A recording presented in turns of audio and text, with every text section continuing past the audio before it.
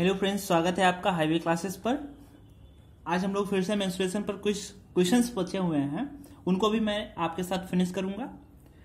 ये क्वेश्चन 66 यानी कि क्वेश्चन नंबर 66 से स्टार्ट करेंगे हम लोग। इससे पहले हम लोग 65 क्वेश्चन देख चुके हैं और अलग अलग पार्ट्स मैंने बनाए हैं। हर पार्ट 20 मिनट का लगभग में है, तो आप हर पार्ट को आसानी से देख सकते हैं।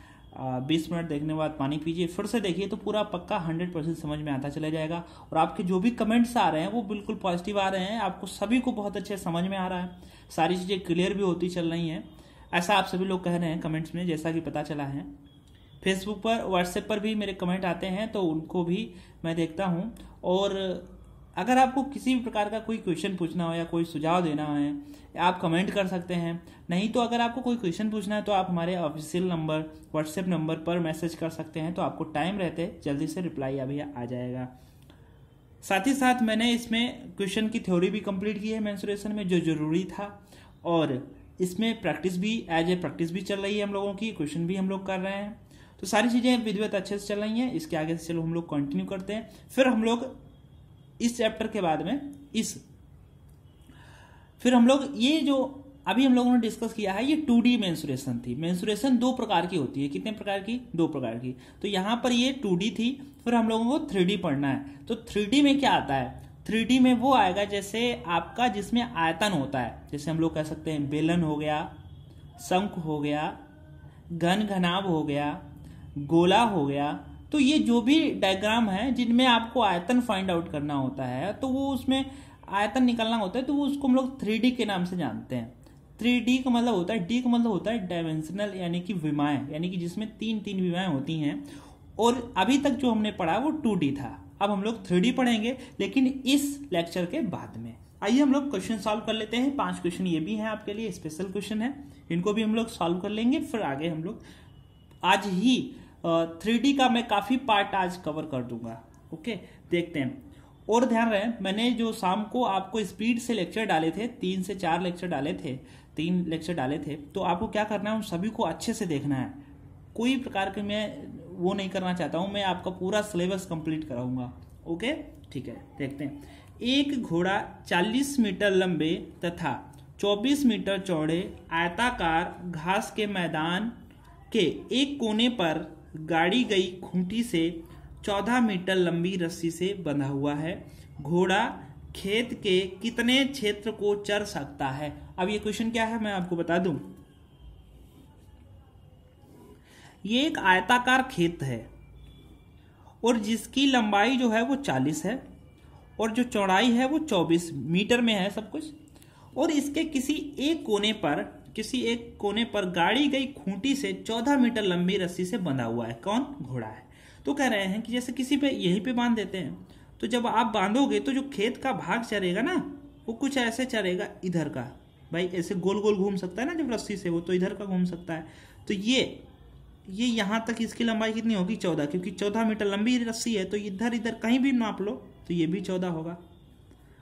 और ये 14 मीटर लंबी रस्सी होगी तो भैया इधर भी 14 होगा, लेकिन हमें उधर की जरूरत नहीं है, क्योंकि हमें बताना है कि इस वाले खेत का ये वाला भाग कितना क्षेत्रफल है जो इसने चर लिया, यानी कि खेत का कितना भाग चर लिया। तो इसका मतलब हमको बताने हैं। इसमें जो कंसेप्ट लग रहा है वो लग रहा है वृत्त का। अब देखो, ये वृत्त होता है,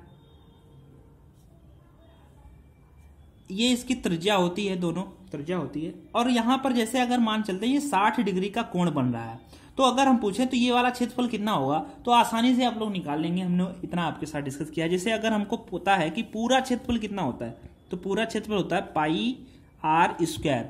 जबकि क्या हमको पूरा चाहिए? नहीं, ये पूरा नहीं चाहिए। तो कितना चाहिए? 60 डिग्री चाहिए। कितना चाहिए? 60 डिग्री चाहिए। लेकिन कितने में से चाहिए ये भी जरूर लिखना होता है। 360 में से। कोई भी चीज होती है जो गोल गोल होती है वो 360 डिग्री होती है। तो बस यही हमारा क्षेत्रफल होता है। इसको हम लोग 0 0 काट सकते हैं, यहाँ से 6 आ जाएगा, तो जो r का मान है वो रख देंगे तो आपकी वैल्यू आ जाएगी। तो इसी प्रकार यहाँ पर एक कॉन्सेप्ट है, आयत का प्रत्येक कोण कितना होता है? 90 डिग्री होता है कि नहीं? चतुर्भुज के चारों कोणों का मान तो 360 होता है और त्रिभुज के तीनों कोणों का मान 180 होता है। ऐसा हम लोग ज्योमेट्री में पढ़ेंगे, फिलहाल मैंने बता दिया है। तो यहाँ पर ये जो कोण बन रहा है 90 डिग्री का बन रहा है। इसका मतलब ये जो वृत्त का क्षेत्रफल चाहिए कितने डिग्री पर चाहिए? 90 डिग्री पर चाहिए। तो ये भाई भाग हमारे हिस्से में कितना आ रहा है? ये 90 डिग्री आ रहा है। कितने में से आ रहा है? कितने में से आ रहा है? 360 में से आ रहा है। ये पाई, और क्षेत्रफल होता है कितना है? पूरा पाई आर स्क्वायर। बस यही हमारा आंसर है। बस इसमें क्या करना है, 0 0 काट तो 9 1 9 9 चौको 36, 1/4। पाई का मान रख देते हैं 22/7। आर आपको दिया गया ये 14, तो 2 बार लिखेंगे 14 × 14, क्योंकि आर स्क्वायर करना है, चाहे तो 2 बार लिख दो या स्क्वायर कर दो, दोनों एक ही बातें हैं।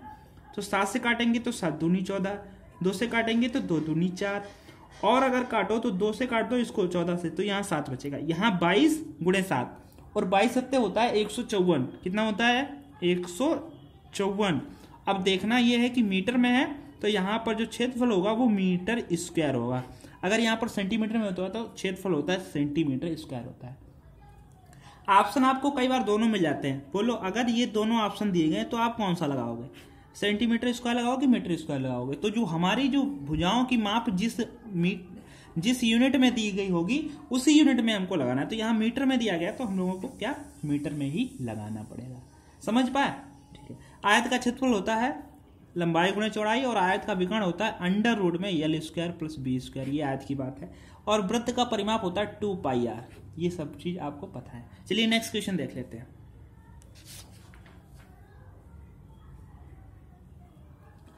ठीक है, अब यहां पर बात होगी, वो होगी समलंब चतुर्भुज की। किसकी होगी? समलंब चतुर्भुज की बात होगी। समलंब चतुर्भुज के बारे में मैंने आपको बताया था। इसका क्या पूछा जाता है? क्षेत्रफल कैसे निकलते हैं।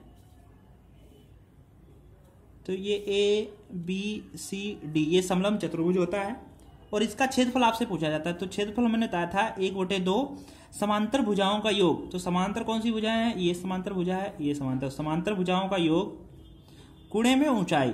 कौन सी वाली ऊंचाई? ये वाली ऊंचाई। जितनी ऊंचाई दी गई हो गुणे में ऊंचाई, तो ये इसका क्षेत्रफल होता है। तो देखते हैं क्या पूछा गया है। एक समलंब चतुर्भुज की समांतर भुजाएं क्रमशः, यानी कि ये वाली समांतर भुजाएं क्रमशः 1.5 मीटर तथा 2.5 मीटर है। मतलब ये वाली लंबाई जो है 1.5 है, और ये वाली है 2.5 मीटर है, तथा इन भुजाओं के बीच की लंबवत दूरी 6.5। ये लंबवत दूरी जो लंब पड़ता है, ये लंबवत दूरी 6.5 मीटर है। इस चतुर्भुज का क्षेत्रफल क्या होगा? तो क्षेत्रफल हमको पता है 1/2 समांतर भुजाओं का योग, यानी कि 2.5 और 1.5 को ऐड करना है। तो पहले ध्यान से सुनना, 0.5 जब हम इसको देंगे 2.5 को, तो यहाँ पूरा 3 हो जाएगा। 3 और 1 4, दोनों को जोड़ के लिखना है। 4 गुणे में ऊंचाई कितनी है? 6.5। 2 से हम लोग काट देंगे यहाँ 2, तो 2 से गुणा करेंगे। 2 पंचे 10, 2 छंग 12 और 1 13, 0.1 अंक बाद था, तो हम लोगों को यहाँ लगाना है। तो ये हमारा क्षेत्रफल आ गया मीटर स्क्वायर। 13 मीटर स्क्वायर है ये। आप यूं ही सीधे सोच सकते थे कि 6.5 का डबल कितना होता है? 13 होता है। 6 का डबल 12 और आधे का डबल 1, तो 12 और 1 13। तो बस आंसर आ गया। तो यहां पर हमें समझना क्या था कि अगर हमको ये वाला तरीका पता है क्षेत्रफल का कि 1/2 समांतर भुजाओं का योग गुणे में ऊंचाई, अगर आपको नहीं पता है तो क्या आप ये वाले सवाल को लगा सकते हैं? नहीं। तो देखो कितना आसान है। अगर आपको पता है तो लगा पाएंगे, इसीलिए हमको पढ़ना पड़ता है। ओके, है तो इजी है। आपने देखा कितना टाइम लगा? 10 सेकंड, बहुत ज्यादा।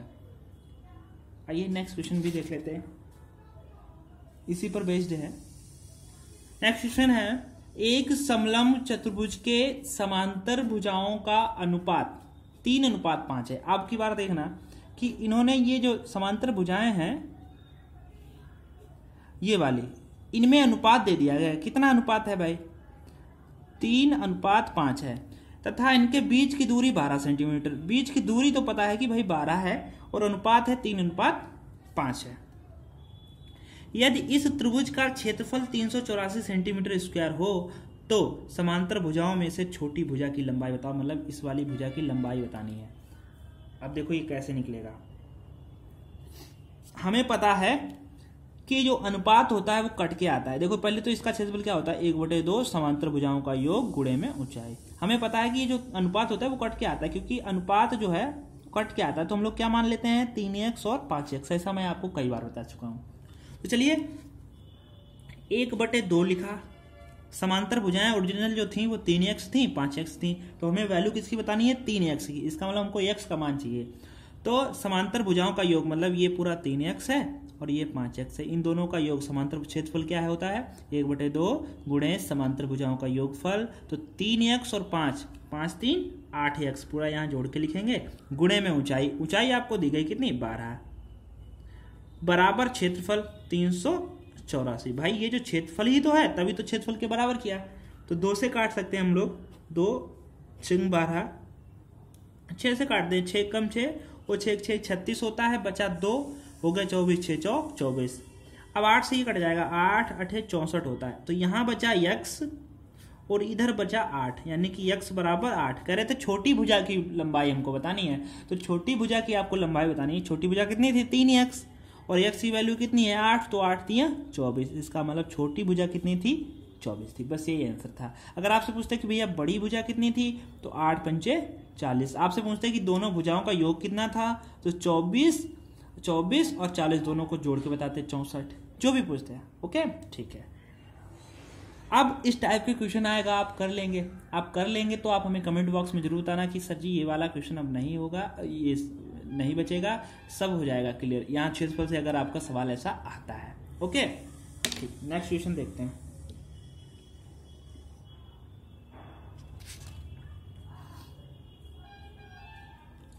नेक्स्ट क्वेश्चन जो मैंने लिया हुआ है वो समद्विबाहु त्रिभुज के आधार पर है।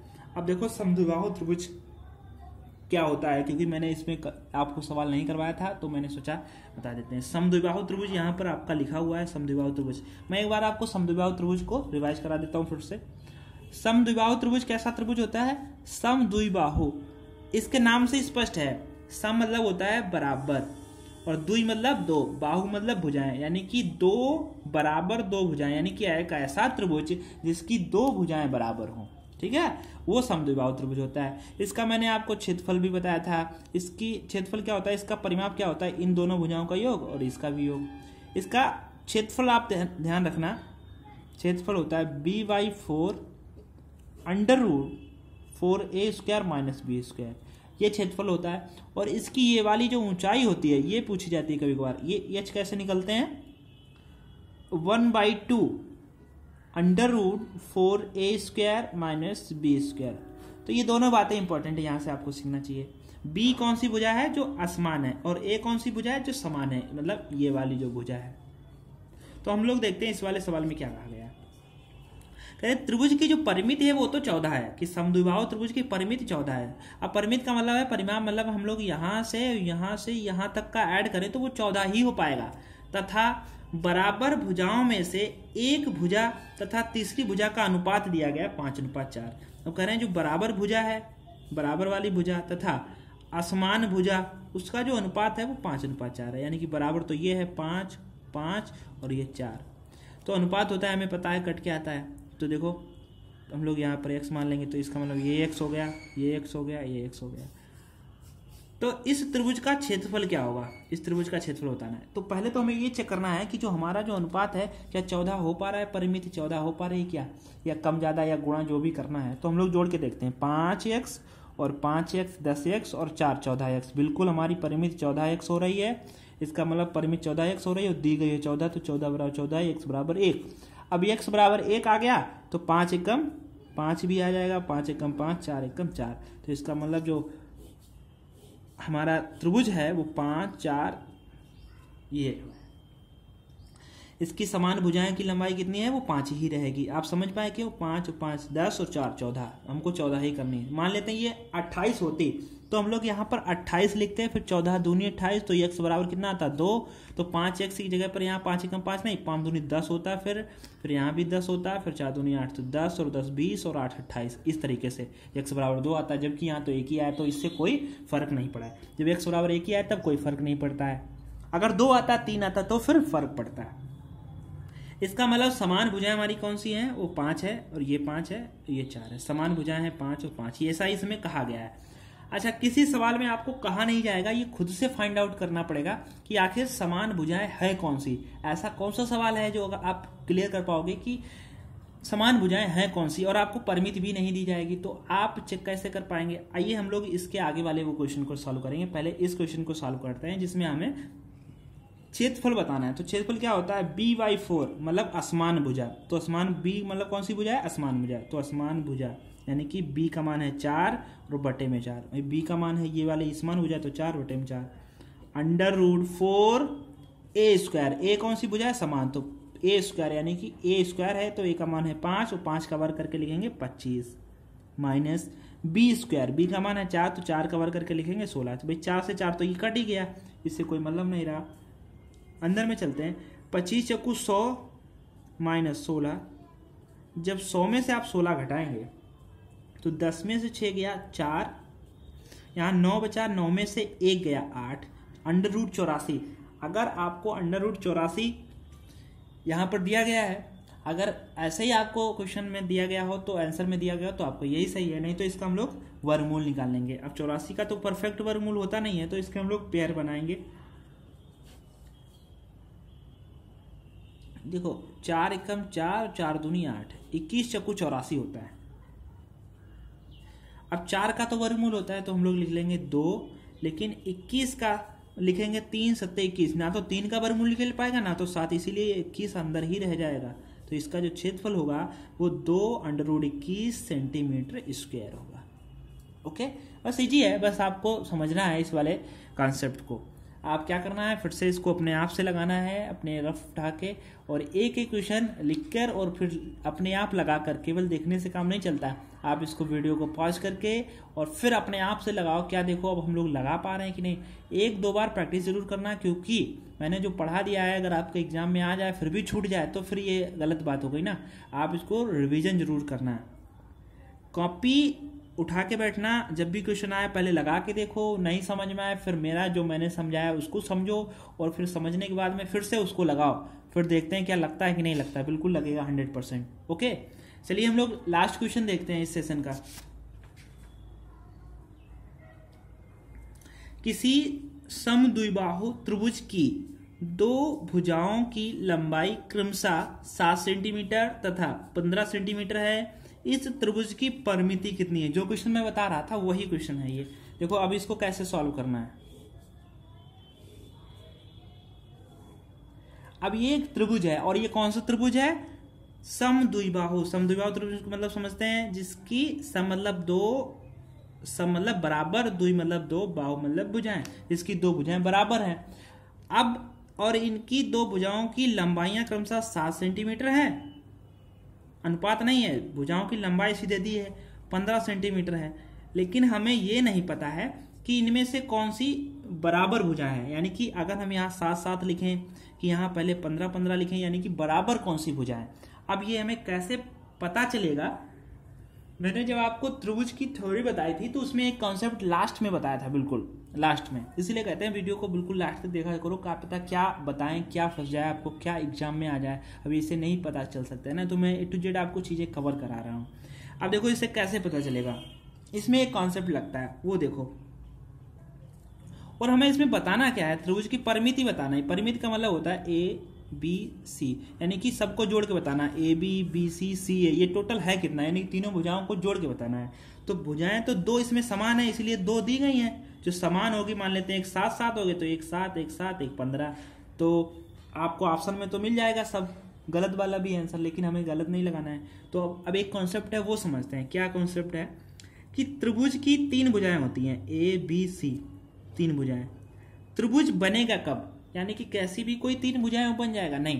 त्रिभुज की एक कंडीशन है कि किसी भी 2 भुजाओं का योग A + B, यानी कि किसी भी 2 भुजाओं का योग बड़ा होना चाहिए तीसरी भुजा से। ये पहली बात है, किसी भी 2 भुजाओं का, चाहे A और B का योग बड़ा होना चाहिए। अब जिस तरफ ये मुख होता है ना उस तरफ बड़ा दिखाया जाता है, तो चाहे तो B और C को जोड़े तब भी बड़ा होना चाहिए, किससे, A से। चाहे तो आप C और A को जोड़ो तब भी बड़ा होना चाहिए, किससे, B से। यानी कि किसी भी 2 भुजाओं का योग तीसरी भुजा से बड़ा होना चाहिए। इससे डायरेक्टली क्वेश्चन भी बनते हैं SSC वगैरह में।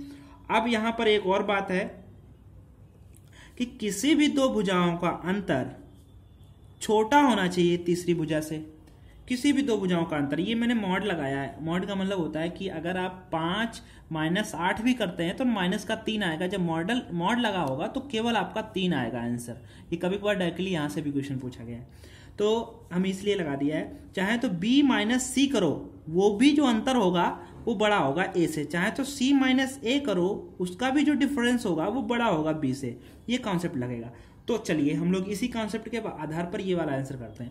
मान लेते हैं कि अगर आपको भुजा एक दी गई है 7, दूसरी दी गई 15, मान लेते हैं कि भाई एक 7 है और दूसरी भी 7 बराबर होगी, तीसरी 15 है, यानी कि ये दो भुजाएं बराबर होंगी। तो आइए चेक करते हैं कि किसी भी दो भुजाओं का योग बड़ा है क्या तीसरी से। तो देखो 7 और 7 14, 14 बड़े हैं क्या 15 से? 14 बड़े हैं 15 से? बिल्कुल नहीं है। तो इसलिए इसका मतलब ये हो गया कि यहाँ पर 7 नहीं एक भुजा होगी, दूसरी भुजा बराबर होगी, वो होगी 15, यानी कि अब आएगा सही त्रिभुज। देखो 15 और 7 22, क्या 22 बड़े हैं 15 से? हाँ बिल्कुल हैं। 15 और 15 30, क्या 30 बड़े हैं 7 से? बिल्कुल हैं। अब अंतर करके भी आप डिफरेंस करके भी चेक कर लो। देखो 15 और 7 का अंतर हो जाएगा 8, 8 छोटा है क्या तीसरी भुजा 15 से? बिल्कुल छोटा है। इसका मतलब दो जो भुजाएं बराबर हैं वो 15 15 की हैं और जो असमान भुजा वो 7 है। अब इसकी परिमिति पूछी गई तो आप आसानी से जोड़ के बता सकते हो सबको। 15 और 15 30 और 7 37, इसकी और सेंटीमीटर है तो 37 सेंटीमीटर, इसकी परिमिति कितनी हो गई? 37 सेंटीमीटर हो गई। आई होप मैं इतनी बात आपको समझाने में सार्थक रहा हूँ। अगर आपको पसंद आया हो तो यार लाइक जरूर कर देना और अपने दोस्तों के साथ शेयर करना। अगर आप चाहते हैं कि आने वाले लेक्चर भी आपको मिल जाए तो आप क्या करेंगे, अपने हाईवे क्लासेस चैनल को सब्सक्राइब करेंगे, जिससे आने वाले वीडियो की नोटिफिकेशन आप तक आसानी से पहुंचे। ओके, मिलते हैं नेक्स्ट लेक्चर में। और नेक्स्ट लेक्चर में पता है क्या हम लोग पढ़ेंगे? 3D पढ़ेंगे। 3D मतलब मेंसुरेशन का ही भाग एक दूसरा है 3D, जिसको हम लोग आयतन के नाम से भी जानते हैं। इधर आयतन वाले जो भी भाग हैं वो हम लोग क्लियर करेंगे। Okay, thank you.